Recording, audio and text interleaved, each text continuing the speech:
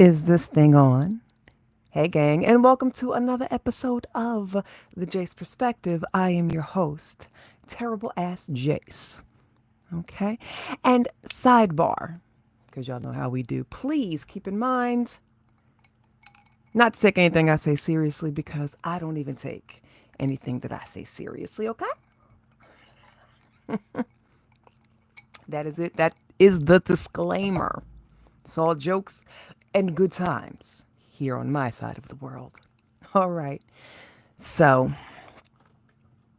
I am a huge movie buff. Love going to the movies, love seeing films, and I also love to see how Hollywood or Hollyweird loves to throw things in our face as a collective audience, kind of toying with shit. So usually you'll notice that a lot of times when things are happening in the world, in the news, pop culture, other pieces of the world, some kind of movie or TV show will drop.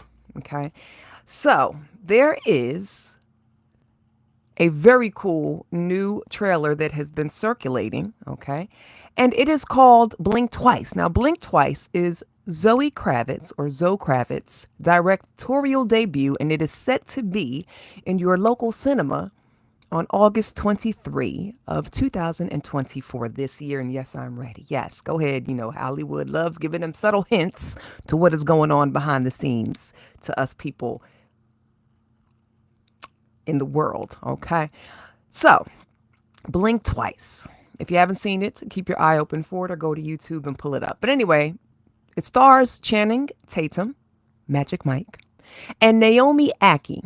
Blink Twice is the story of some shady goings on in the world of the elite. The film synopsis, via Google, states when tech billionaire Slater King meets Frida, he invites her to join him and his friends for a dream vacation on his private island. However, as strange as things start to happen, she'll have to uncover the truth if she wants to make it out alive.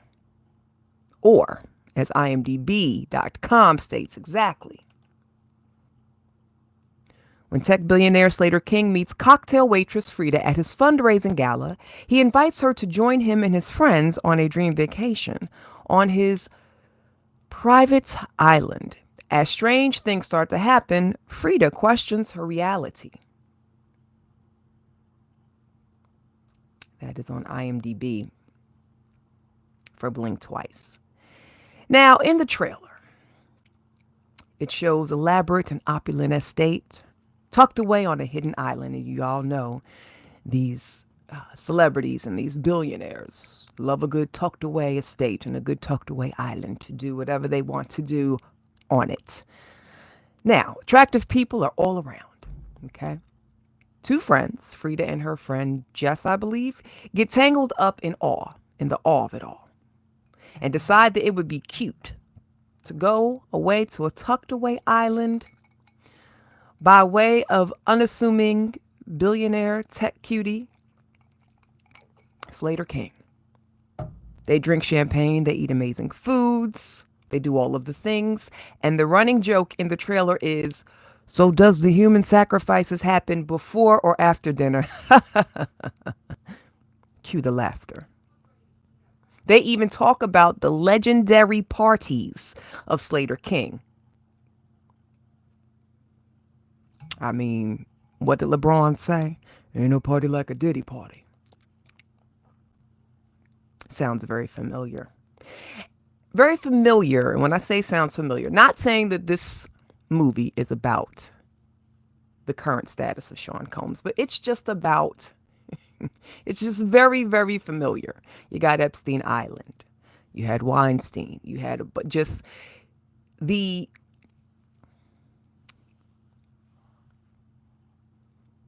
rumor of the quiet as it's kept NDA signing parties that these celebrities have. It's just very, even in the comments of one of the trailers, because you know they have several trailers that have dropped. It's the same trailer, but several companies on YouTube have dropped it alone. And people are in the comments commenting, saying, oh, this is just real familiar, that this is been dropped after the whole Diddy situation, okay? So just very familiar in the vein of the unsavory goings-ons with the shit with these billionaires and their parties, these celebrities. It's fun, but a different type of fun. And of course, in the trailer, the phones at one point get taken, people disappear, etc., etc. I do love how this dropped after the onsets of all the recent stories and situations going on with the billionaires and the celebrities and the weird shit going on and the just very, very, I like it. And of course, with Zoe Kravitz being Hollywood royalty, she is the daughter of Lisa Bonet and Lenny Kravitz. So we already know that Miss Zoe is already aware of the happenings in these sort of situations, okay? But it looks great. The film looks great, and I intend to be sitting there watching with my popcorn once it is available for viewing, okay? Our favorite sex trafficker and resident woman beater and unaliver is still in the news and only having more shit dumped on his already large pile of fecal matter that's just been dumping on him, okay? First, Sean Combs' alleged boy toy, and little boyfriend, Meek Mills, has reportedly unfollowed Diddy on May 22nd. Reported to stop following Diddy on May 22nd. And that's very surprising because this comes very shortly after Meek Mills was shown to have supported I call him his stepson. Just is what it is, okay? This comes shortly after Meek Mills was shown to have supported his stepson, King Combs, on his IG post a little while ago. So the turn of events is very eyebrow-raising. Very, very surprising. I'm shocked indeed. This is shocking news, and I am shocked. You got problems when your alleged lovers turn on you, especially on social media. I ain't following that motherfucker. Please don't attach them to me. It's too late, Meek. Too late. Anyway, we now have a woman by the name of April Lampros coming forward stating that Sean Combs sexually assaulted her several times in the early 1990s. And the article says, by the Art of Dialogue on Twitter, it states a new Diddy accuser is suing him over multiple sexual assaults she claims started back in the 1990s after they met in New York City. April Lampros says she was a student at the Fashion Institute of Technology, and she says he offered to mentor her in the fashion industry. After showering her with gifts and flowers, April claims they met up in 1995 at a Soho bar where he plied her with alcohol and then brought her back to his room at the Millennium Hotel. In the docs, April says she started to feel ill, and as if the walls were closing in on her, quotation, as Diddy allegedly started to force himself on her. She says she was still conscious, but unable to defend herself when he began R-wording her. April says she woke up the next morning nude, sore, and confused. April says months later, so some time elapsed after he hurt her and attacked her.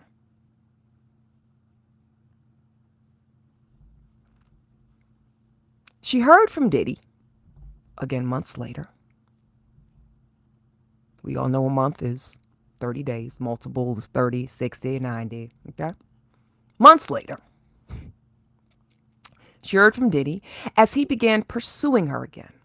She claims he lured her with access to music industry events. Oh, so he was greedy.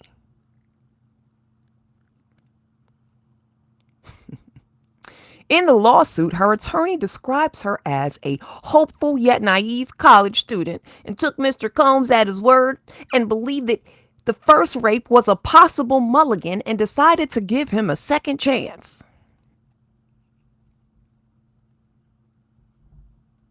The first rape. So I guess we getting raped multiple times. Let me finish. She claims they were on their way to dinner walking to his car in a parked garage when he forced her to perform oral sex on him. April says a garage attendant saw them, but Diddy was unfazed.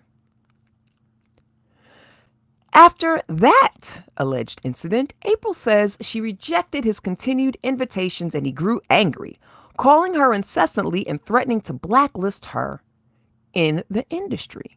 She claims he developed a mobster persona. April claimed that there was an incident in 1996 when he ordered her to his apartment, and when she got there, she was introduced to Kim Porter. What do you mean ordered you to his apartment? When are we as grown motherfuckers letting people force us to do shit? Let me keep going before I say what I want to say. She claims he forced ecstasy down her throat after he ordered her to come to the apartment, forced over the phone. Didn't come to her and grab up and take her there.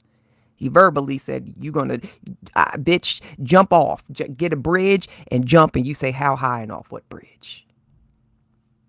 Okay. She claims he forced ecstasy down her throat and then demanded she have sex with Kim while he masturbated.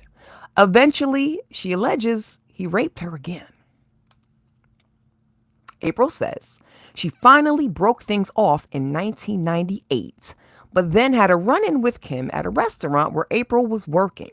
According to the suit, Kim told the restaurant owner April had tried to poison her, and if he didn't fire her, Diddy would shut down his business. April says she was fired.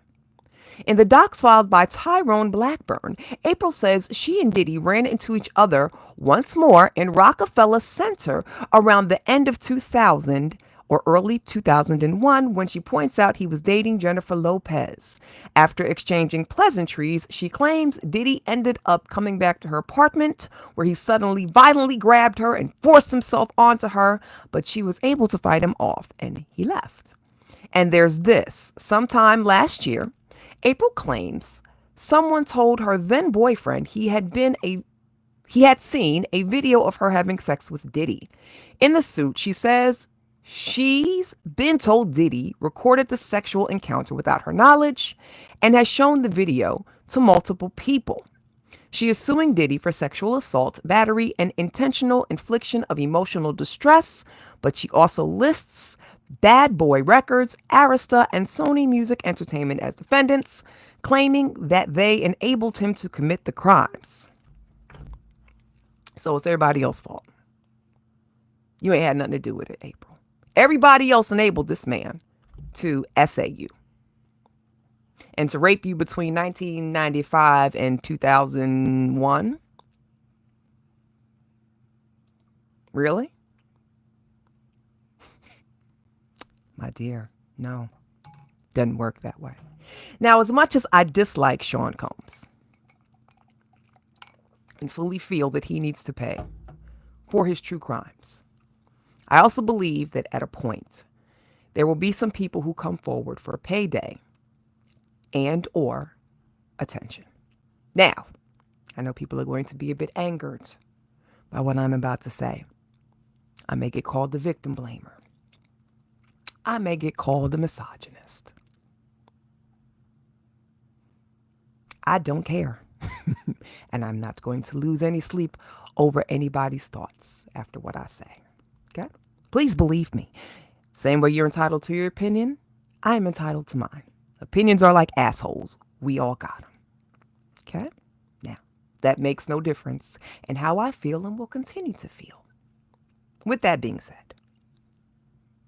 I feel that April Lampros stopped being a victim after the first encounter with Sean Combs. After the first incident, yes, I was raped. He raped me. Number one, a mistake repeated more than once is a decision. Period. D-T. Period. Don't blame a clown. Number two, don't blame a clown for acting like a clown, but ask yourself, why do you keep going to the circus? Basically meaning, why do you keep going to where Sean Combs is? If he kept harming you and making you do things you did not like and that you were uncomfortable with, okay, and doing things you didn't like, why did you keep going around this nigga?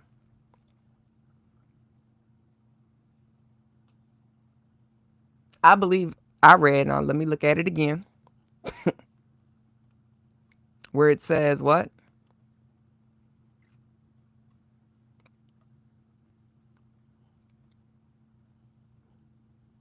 Diddy, hold on.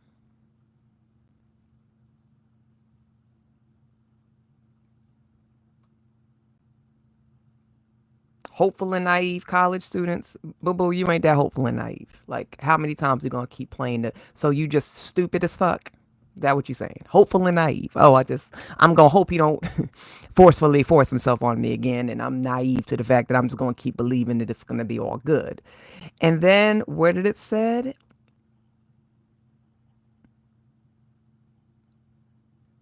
He basically was promising her. Oh, where's that paragraph? Oh goodness. Yes. Where she said she claims he lured her with access to music industry events. So boo, you was greedy. You was hoping that you would get the easy way in. Oh, I'm gonna let a big time person introduce me to somebody to help me go to the next level. Even though this motherfucker keep attacking me. So I'm just gonna keep allowing it. No, my dear. That doesn't make you a victim. That makes you somebody that was in a bad relationship. Okay? Because he didn't kidnap you. He didn't hold a gun to your head. After this motherfucker raped you the first time, you knew what he was capable of, but you still kept going by him. And then after the second time, he still showed deviant and delinquent behavior, harmful behavior towards you, and you still kept going. Because he ordered you. So if somebody comes to your house, April Lampros, and says, I order you to give me everything in your house and you're going to get it, whatever somebody orders you to do, you're not strong enough to stand up for yourself and say, I'm not doing that. You that hopeful and naive? You that fucking stupid? April Lampos? No. He didn't have you locked away and chained. You kept going by this nigga on your own because you wanted to, because you were hoping, okay, because you claimed that he was going to introduce you to some people. So you kept allowing him into your inner circle and into your life in hopes that you would gain something through these interactions with him. This just lets me know that you were no victim. After the first time, you were nobody's victim. You were just in a bad relationship, aka situationship, for 3 years or more. There's a huge difference. I really need people to stop throwing this word victim around loosely like this. You're really making actual victims look bad. You're actually making people who are truly victims look unaccountable, and people are not wanting to believe the people who are actually victims because of people like you, April Lampos. Okay? So again, why did you keep bringing April Lampos? Why you kept bringing yourself into the equations with Sean Combs? Why? Again, you chose with your grown woman mind to stay entangled with Sean Combs. You were not forced. So you need to deal with your actions and your choices and take accountability. Remember, you're always free to choose, but you are not free from the consequences of your choices. And I'm going to be honest with y'all when I say, I hope this case gets thrown right the fuck out of court. Girl, bye. Marquette Johnson, a former prison transport guard working for Inmates Services Corporation, has been accused and sentenced for raping many women inmates in the Bernalillo County, which is located in New Mexico. In 2019, Johnson was using the transport vans to carry women across the country, and while doing so, having his raggedy ass debaucherous way with them. And according to KOB4.com's channel on YouTube, it says Johnson was calculated. He proactively sought out and created opportunities to be alone with these women he transported. In December, Johnson admitted to raping 3 inmates in his custody, but investigators now know of a dozen others. One woman says he threatened her with a gun. She was assaulted in 2019 near the Metropolitan Detention Center in Albuquerque after he dropped off other inmates. Laura S. Ives represents her, the inmate. We talked to her in December. It's just not a punishment or reasonable. It's just not a punishment or reasonable for a human to be raped because they are accused of a crime. Tuesday, Johnson was back in federal court where he was sentenced to 30 years in prison. Great job. While this sentence cannot undo the emotional and physical trauma that Mr. Johnson caused these victims, it will ensure that Johnson spends decades in prison. Absolutely. We love to see it. Marquette Johnson, you are the lowest type of person known to mankind. And I hope that you endure the most heinous levels of forcible intercourse via your anal cavity by the biggest of inmates while you serve your 30 years in prison. I think I may even put that into my daily prayers at night. Dear universe, please allow Marquette Johnson to be forcibly intercoursed via anal cavity. Thank you. And may the church say, amen. And just like that, I'm out. I'm going to see you guys next time. Bye.